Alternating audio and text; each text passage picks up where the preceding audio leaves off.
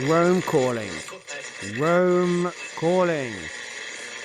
This is the Gentleman Ultra. This is the Gentleman Ultra.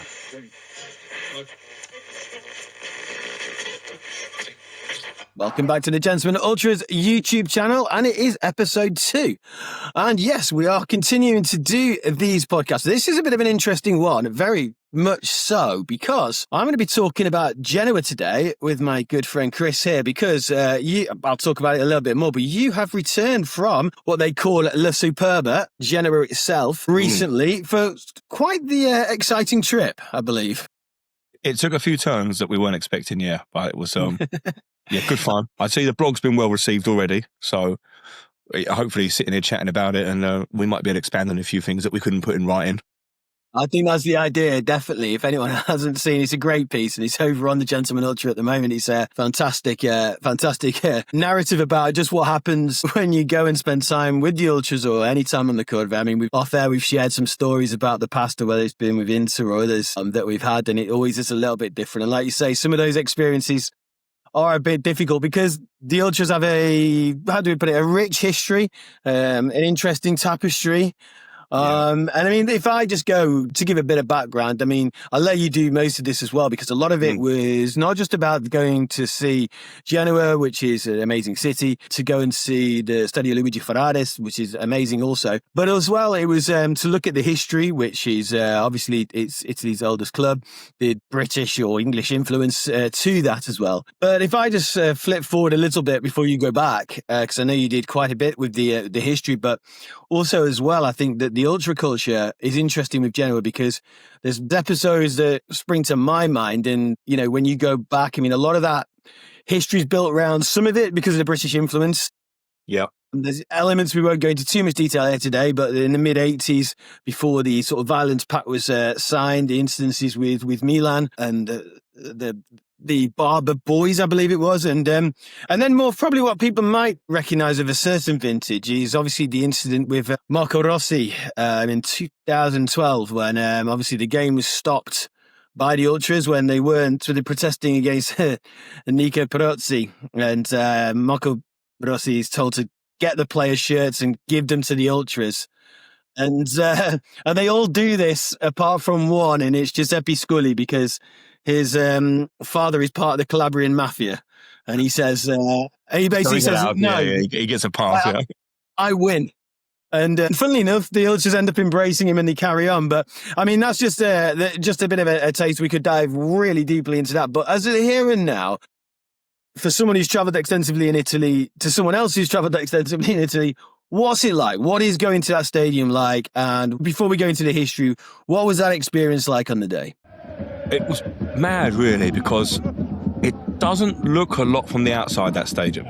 You could almost be forgiven for not knowing there was a stadium there. Just the way it is on the outside, it's sort of, you know, in a very British sense, it's in a town centre. I mean, it's not the very centre, you've got to get a bus up there, but it's not on the edge of the city like, you know, the San Siro, etc. It's there. It just doesn't look much like a stadium from the outside. It's not exactly towering over the buildings around it. I don't know if it's built down into the ground, because when you go into it, it looks huge from the inside. You walk in and it's sort of... I sort of said in the blog, it had a bit of a look of Villa Park about it, because we went into the Gradinata Nord, which was the Ultras sector, and it was that was very sort of Holt end, the way it rose above the pitch, like sort of almost directly up. Yeah, unlike any other Italian stadium I've been to, unlike anything in Italy, yeah. It's interesting you say that, because I think that I think we've mentioned this, I don't know if we mentioned it last time, but we've said definitely off camera as well that when you look at some of the derbies, Derby della Madonnina is, you know, incredible, as we know. The Rome derby is amazing for different reasons, but probably in one derby we're not going to see too often at this moment in time, the Derby della Lanterna, you know, obviously named after I've got some good stories about that.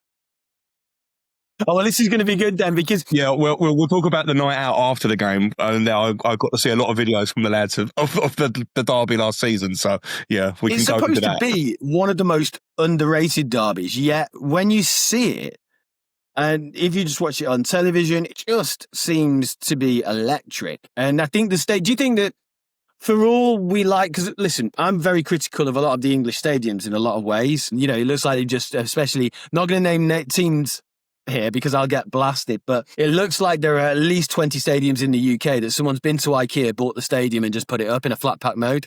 I'll name them Middlesbrough, Derby, Milton Keynes. You know? Well, there you go. Yeah, exactly. And this is why sometimes...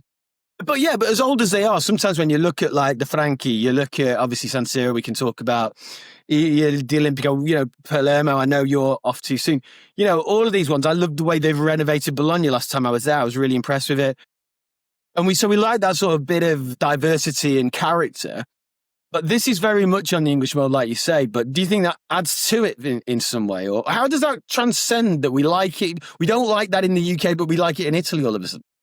Yeah, it's funny because they embrace the English sort of connection. A lot of the ultras I was talking to, I'm not foolish enough to think that people don't try and distance themselves from the British where they can, especially when you travel in Europe. We're not the most popular people in the world. But I don't know, in general, they just seem to really go for it. They were like, no, it's who we are. It's the way we've come from. One thing me and my friends have always said when we've travelled is the Italian atmospheres. Not just necessarily the ultras, but just the atmosphere in the stadiums is fantastic. Even when you've got the running track around it. It's still, you get a great atmosphere in a stadium. So when you then transfer that into a stadium where it's built on top of the pitch, like Genoa is, and it literally towers over the players, it just makes something much more intense. Like, I can't believe they're down where they are at the minute because you sort of, even before the game had kicked off, the atmosphere that we're experiencing there, I was like, how are they losing games here? Because that really is a 12th man that they've got there.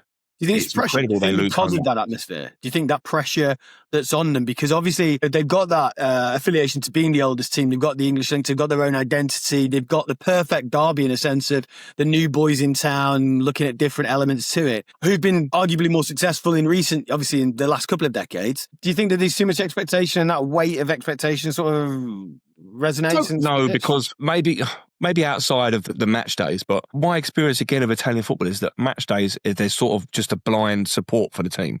Yeah. Really, unless it's going terribly, like we saw with Fiorentina the other week with Dzeko and stuff, unless it's going terribly, there is just almost a blind support. Like they'll just, for that 90 minutes, they're just behind the team, and they'll deal with what they've got to deal with afterwards.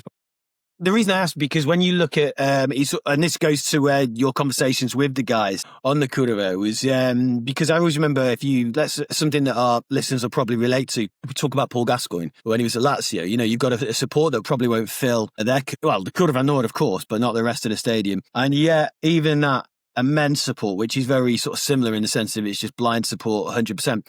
He was saying like Rome derbies and things, when he first turned up, they were like, buy a shit car, buy a terrible car. And that's his own words, excuse my French, and because they were going to kick it to pieces. Yeah. And he said that the pressure obviously was almost unbearable beforehand. And you just wonder if there's something in that. But like you say, there's so much intensity in Italy, you would think they'd be sort of used to it. But did the guys on the Curva, was it almost because they've had a lot to be critical of over the years, especially in the last couple of decades. So how did they see it? They were just, I don't know, all they were showing us was just their love for it. We didn't really go deep into, but you've done this and done that. When you turn up on a match day, we met them in the bar, they were several beers deep by this point, amongst what else they were all doing as well. We won't go into that, but look, it was about the here and now. That was already all it was for them, was the here and now. This game today, this is what we're doing. This is what we're following. We'll support the team throughout this game. There was a few rumbles because they went 1-0 down. There was a few rumbles, but it wasn't really anything drastic. There was no kickoff. In England, you look at like West Ham recently, of similar sort of situation that Genoa are in at the minute. If they'd have gone 1-0 down in a home game to a team struggling with them, there would have been boos, they'd have been walking out, they'd have been chanting to sack the board and stuff. Yeah. It was just none of that. They were just like, right, we'll go again. We'll just go again and go again. Yeah.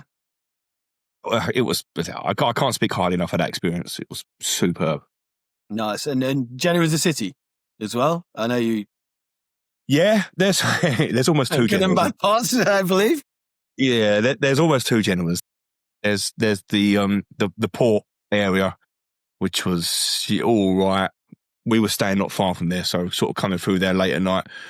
We were on our toes a little bit going through there. I'm not surprised. And then there's the Old Town, which is beautiful. So nice. I mean, the Old Town is what you think of when you think of Italy. It's narrow little alleyways, passages. You turn up and there's an alleyway no wider than 2 people, and there's like a couple of bars up there, and there's great restaurants and stuff. And it's what you think of when you think of Italy. I mean, even on the approach, we flew out early in the morning, a 6:30 flight, I think it was, from Stansted. So we're coming in about 9 a.m. And you sort of drop over the Alps. And then just immediately the Mediterranean opens up in front of you over the Alps, and the plane sort of swings around. You get this beautiful vista of we're lucky the weather was clear, because I don't think I would have fancied the landing too much on a stormy day. It was a bit there was at one point where we were only about 400 feet off the floor, and like out of the window on the right, you could see the runway going that way. And I thought, well, he's got to spin this plane around soon. It was just beautiful. Like, a really, really nice city. Like, the views around it, great. I could do without it being on the side of a hill. Personally, I'm not the fittest person in the world, but they've got a lot of these sort of lifts everywhere, haven't they? You go into a building, there's a lift that goes up like 10 floors, and then you come out sort of halfway up the hill, don't you? It's really bizarre, yeah. But what about the team itself? I mean, obviously, if people, a great explanation of, the stadium, the city, but the team itself, because it was it seemed like quite a raucous game. The atmosphere seemed good. Yeah. The atmosphere was fantastic, obviously. We can talk about that till the cows come home. Team-wise, some of the team? It wasn't fantastic, if I'm honest with you. The game was all right. It's a difficult one as well, because being in the Gradinata, everyone's sort of got their flags and they're waving them, and then there's the capos at the front, and you don't really see a lot of what's going on the pitch. You sort of see bits and pieces as the ball sort of moves behind flags and comes out over there, and then it's back over there suddenly. It wasn't a great exhibition of football. Let's put it that way. We wouldn't be using it as an advert for Serie A football going forward. What? They never gave up. They never stopped going, Genoa, to be fair. They went 1-0 down. That was bizarre, because there was no Verona fans in the stadium. So there was like this weird, eerie silence when Verona went 1-0 up. But no, they kept going. And actually, I did manage to see the first goal, the equaliser, because it was at the other end of the pitch, so I had a bit more of a view of it. It was a lovely ball over, a nice little chest down, flick over the keeper. It was a good goal. I would say Genoa deserved to win. Verona, apart from their goal, didn't offer anything in the match, really. There was a bit sort of the last 10 minutes where they were just piling the ball forward. It was a bit sort of hairy, but they never really seemed in any danger, Genoa. Obviously, once they got 2-1 with their noses in front, they were fine. They'd had a goal disallowed just before it as well, so I think everyone was fairly confident they'd win the game. Well, I suppose that result looks a little bit better now after Verona's Hellas' performance against the other day. Atalanta, although at least the game against Genoa, everyone could see the ball. Unlike last night. Well, I didn't see much of it, though. Yeah, that's another story, that one. So, no, it's an interesting one, I think. So, would you have any tips for anyone who's going to go out there? Because obviously there's a lot of people who follow, obviously yourself and myself as well, who, do go out and do those experiences. I know you get messages people saying thanks for that bit of advice, but is there anything where, for instance, is it, like you say, it wasn't a difficult ground to get to? It's not the old Delle Alpi, for instance, which is about 65 miles out. Well, I think their new stadium is much better, is it? The same place, yeah. It's the same area. But just embrace what's happening, really. Like, it's very tempting when you're in a foreign country to just sort of wind your neck in a bit and not really not go for it. Just keep asking questions. Like we are fortunate enough. Obviously, I've got something like 14,500 followers on Instagram. So we put the video out saying we're going to Genoa, and you're inundated straight away with responses. Come to this bar, go to that bar, come and meet us here. We're going to go there. Yep. So we're very fortunate with that, really, that we can do that. But yeah, I don't know. It was a football shop, Miali, where I got this T-shirt. I'm going to plug them, by the way. They're not paying me. I paid for this. It wasn't even a free T-shirt. I paid for this, but it was a great shot. Honestly, they've got Genoa and Samp stuff, and it's all sort of like their own design. So this one with the scarf with 1893. Their Samp one had like a Graham Souness saying Champagne Charlie. Like, there was some really cool designs and stuff. Like, sort of quite subtle things for sporty teams. So I will plug that shop. It was great. If you're in Genoa, Miali Football, MEALI. But when we were in there, we were chatting with the guy. We were doing a little video in there and chatting with the guy who ran it, and he's saying, "Oh, I'm in the ultras." So it was like, "Look, if you want a ticket, if you want to get in the ultras sector, I'll see what I can do for you." So I said, "Yeah, I'll give him my number." WhatsApp me, whatever. So we went out the night. We won't go into the details of our night, but we had a night, me and my pal. And Well, welcome get up the next to. morning. Sorry? I see more welcome to. To be honest with you, Rich, I don't remember most of it. That says enough. But no, we had a night, and I get up in the morning, and I've got a WhatsApp from him saying, "Yeah, I think you're sorted. Like, we're fine. You know, it's not the most conventional way of getting into a stadium, but we'll get you in." So it just seems like then going in, he was like, "Look, meet me down this bar, Roxy Bar." He was opposite the Ultras section, opposite the Gradinata Nord, and he was like, "Just come down there." We sort of got off the bus by it, and immediately you can see like they're all spinning out to the street. Everyone's in complete black dress, which is that's Ultras, and so he's sort of approaching, sort of a bit trepidation. Like, oh God, I would be welcomed here, but like straight away he spotted us, and he was like, "Come on, we got your beers, we got you having a beer," and it was just. They just welcome you, like they're friendly. I can't speak highly enough of them all, and if any of them listen, Jack especially, who we met and he took us in, and they were all fantastic. Every one of them was great. They were so happy to see us, like they were really welcoming, because you can have that sort of ultra groups are notoriously difficult to sort of infiltrate. Just about to say that. Yeah, as an aside, I think if you're there as a one-off and you've come from certainly. I would say smaller team like Genoa, they're Italy's oldest team, but like not an Inter Milan, not a Milan, not a Juve. One of the teams sort of a step down from that. There was this massive curiosity about what the hell we were doing there and why we wanted to go and watch them. So they were so friendly, they were so nice. We had the rules explained to us, and I think, as I said to you on WhatsApp, I've had me collar felt a little bit for putting a video up that I wasn't supposed to put up. That happened. I got a message saying, "Look, take that down, please, because we don't accept that." But again, even then, they were all right. They were like, "Look, it's fine. You didn't know. No one said anything to you. You didn't know. You're still welcome. Don't worry." But just it's a funny feeling, isn't it? It's a funny feeling, especially because you always get that situation with the Ultras where they say it's always a bar. You're always obviously going to meet in a bar. For me, like, I was really interested to hear that, obviously how welcoming they've got your beers and everything else, because in a couple of experiences, one with Inter and one with Fiorentina as well, you meet in the bar. And even though, like, your first initial contact is, "Listen, we want you here, and this is something, we can do this, this, and this, and look at the power I have, and we can do X, Y, and Z." And then you turn up, and it's almost like, "What are you doing here?" Yeah. It's almost like, "Well, you kind of asked me." And it's sort of like real undertone. It doesn't happen all the time. I mean, the general guys are great. I've got to be honest, and we didn't pay for a thing. We could not give them money. Like, I was at half time with this Jack that was with us. I was desperately trying to buy him a beer, and he was just like, no. I was like, "Mate, come on, you've got us in." He bought me a load of stickers. He got me a fanzine because it was cash only. I did cash on me. I never carry cash, but obviously in the Ultras sector, it's cash only. Yeah.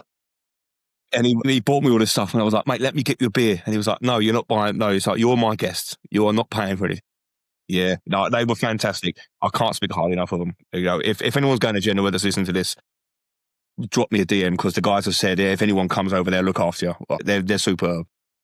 That's nice as well. I think do you think, one of the last questions on this topic as well, is, do you think that that's because of the English affiliation, or do you think that's them in general, in the sense of, because it is, I wouldn't normally ask that question, but because a lot of the time, I mean, that might actually, being English may sometimes go against you. And I'm not just talking about in places like Turin, etc. I'm talking more, overall. And especially with ultra groups as well, because there is that sort of, like I was saying before, there is that sort of guardedness sometimes of them bringing you in. And there is sort of a crazy set of rules that they go by and you have to accept. And like you say, I've had a very similar situation where, I was asked to write an article, for instance, and then as soon as it was published, it was no good and it had to come down. And I had to speak to a major publication that was featuring it and ask them, "Listen, you've got to..." And so there's so many different rules. And I would also say the rules change as well, which is interesting.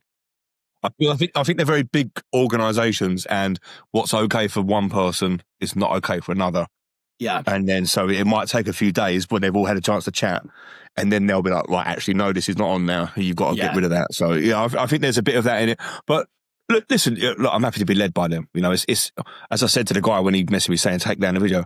So it's your stand, it's your team, it's your area, it's your thing. So I'm happy to do what you want me to do. Really, it's your rules. Do you know what I mean? I'm not here to piss anyone off. So whatever you say goes in this situation, basically. No, completely. And then just going back to, do you think, like I was saying, the English thing, Maybe. I think what I think it was actually. I was sitting there this year when you were asking the question. I think it helped that we'd met a few of them the night before. Yeah. So we'd gone to the shop with me, Ali, and by this point, me and my pal, we'd had a few, and we'd had a few limoncellos. And on a side note, they don't measure spirits in Italy, do they? They just pour them. We was a little bit sort of in sort of that point of the evening where we're in a really good place. Before it went the other way. So I think we'd had a few beers, we'd chat with him, we'd having a laugh and that, and then we see a few of them out then later that night. Yeah. And I think they just got the measure of us a bit, and they were like, "No, these boys are all right." I think that helped. I think that was probably the main thing. I think part of it as well, like, I don't want to sound like a prick, but I've got the page with like 15,000 followers or whatever on it. I think they were sort of like, "Oh, this is a good chance to show everyone 100%. the Ultras world and stuff." And I think they sort of bought into that a little bit as well. Yep.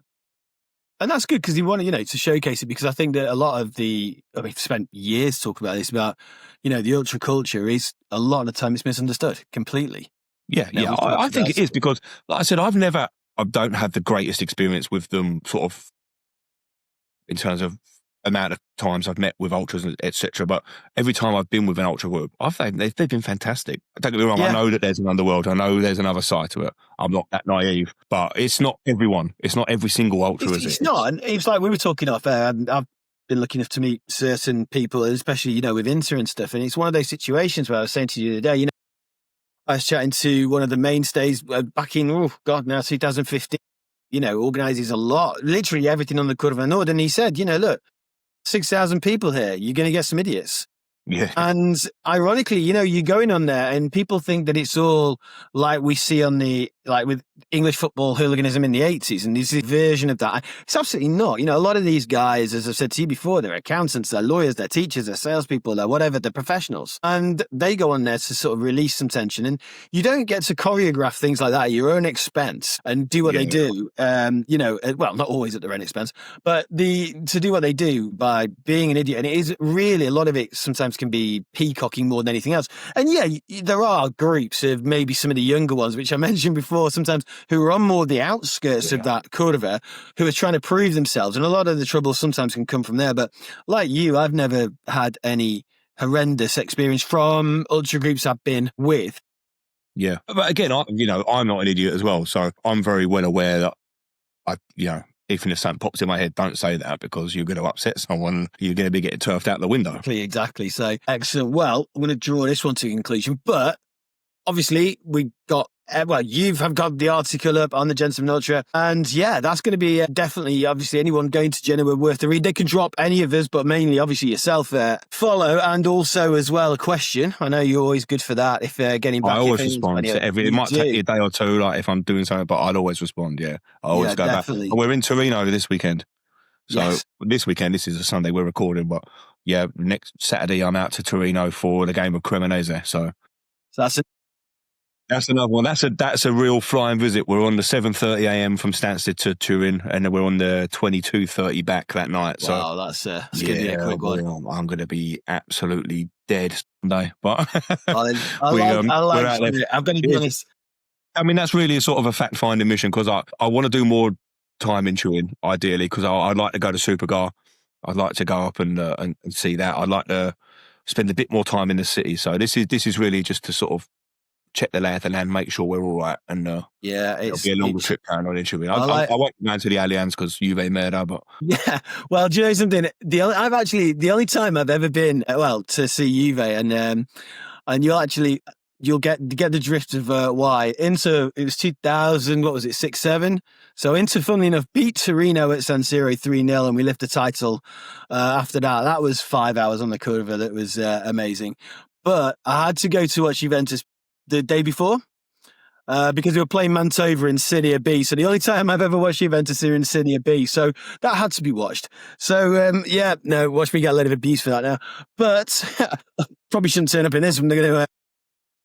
But that'd be good. So we'll definitely touch base on the plans for that Turin trip, and because we'll be catching up. I would have thought this week before you go, actually. Yes, I'm at the office most of this week, so I'm not travelling. So I'm at your leisure, Rich. To be honest with you, mate. Popping in and out of Ireland, but plenty of time for it. So I should say, by the way, just before we go, that I know we don't have any sponsors or adverts, but I am drinking Kraken rum. So if the guys at Kraken want to send a case over or something, drop me a message. I got enough water. Yeah, no, that's good. One last question before you go, and I'm going to put you on the spot, and your Genoa friends, you better hope they aren't watching this one. Who's got the better kit, Genoa or Samp? Because do you know what? We met a lot of Samp fans when we were out there as well. So we've already got an invite back for a Samp game because they're keen to show us that it's better than a Genoa game. So we'll see. Look, that'll be an interesting podcast to do when I've done that. I'm going to sum it up quite nicely here. Current season kit. I love the Genoa kit, actually. I really like their kit. And, of course, the away one with the St. George's called the Geneva flag. It's not the English flag, it's the Geneva flag. That was made very clear to me while I was out there. Current season Geneva, classic kits, Samp kits are great, aren't they? The ERG ones are fantastic. One thing, actually, one more thing before we go. I've not even told you this yet, so this is how this is going to work, by the way. This is a live reaction video now. On the Gentleman Ultra, talking of kits, a while ago, quite a few of us did like our 5 favourite kits ever in Serie A. Oh, you're going to put me right on the spot so now, aren't you? I was chatting with Feder, and we said, actually, that'd be really cool for us to do on YouTube. So you and I can talk to, obviously, Mark and Rich and go through, and they can tell us why they've picked those kits. So we can definitely do mine in the next couple of weeks. But that's a task for your good self. Top 5. Yeah, I've already got a few that spring straight to mind. One of them is behind you, the Fiorucci Inter one there. I mean, I do like the Pirelli Inters because Pirelli's, that's what I grew up on, but those Fiorucci ones are nice. I like the old Sony Juve kits. They're good. I mean, even that's Juve. Sorry. No, that blue and yellow one was pretty good, actually. Yeah, they're fantastic. And there was a Milan one that was really nice as well. 88, 89, maybe, I think it is. Yeah, Mediolan and the Adidas one, Van Basten. Yeah. I mean, classic stripes, you know, I don't want to get into a rant here, but the last couple of years, Inter with their stripes, what have they been doing? Just... Oh, sorry, I know that you're going to get in trouble now from Inter, aren't you? Oh my God. Yeah, no, it's okay. For me saying this, but just have normal stripes. Like, come on, stop messing around with stripes. As long as you don't mind reverting to typing game, well, the brand actually has been looking at... I'll just go to... Just have normal stripes, man. Come on, that's all you need. You can't beat normal stripes. No, you're right, though, because like, you go there all the way... Oh, where's the other one? It was... Oh, yeah. Yeah, Missouri. So I've got a reproduction of the Missouri kit. I haven't got an original one. But again, I mean, I quite like this one here. That one's all right. Yeah. That's like the snakeskin one, isn't it? Yeah. It's not really... what year? We're going on a bit now. 2015.